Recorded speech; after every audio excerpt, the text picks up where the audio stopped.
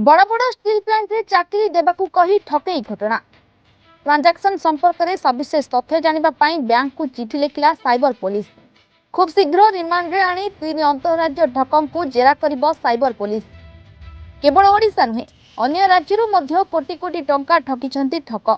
जिंदल वेदांत टाटा भली नामी दामी कंपनी रो तैयारी करिथिले फेक वेबसाइट। हरियाणा नोएडा दिल्ली आसी सुंदरपदा हाईटेक प्लाजा रे चलाइथिले ऑफिस। गिरफ बेले टैबलेट लैपटॉप पासबुक आधार पैन जबत कर दैथिला। एक घरोई हॉस्पिटल रे एकाधिक कर्मचारी बैंक अकाउंट रो व्यवहार कर जाउथिला। आवश्यक स्थले सेमानकु मध्य तदंत परिसरभुक्त कराजिबो। थरे भल भाबरे नजर पकांतु एही व्हाट्सएप चैट उपरे केउ भली भाबे मेसेज रे अकाउंट क्रिएट करी निजर जाल रे फसाउछंती एही ठक ग्रुप।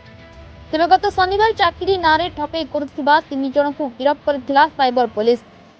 हरियाणार राजेश सामंतराय, नोएडार राजा सिन्हा और केन्द्रापड़ार संदीप कुमार बाई को गिरफ करथिला साइबर थाना पुलिस।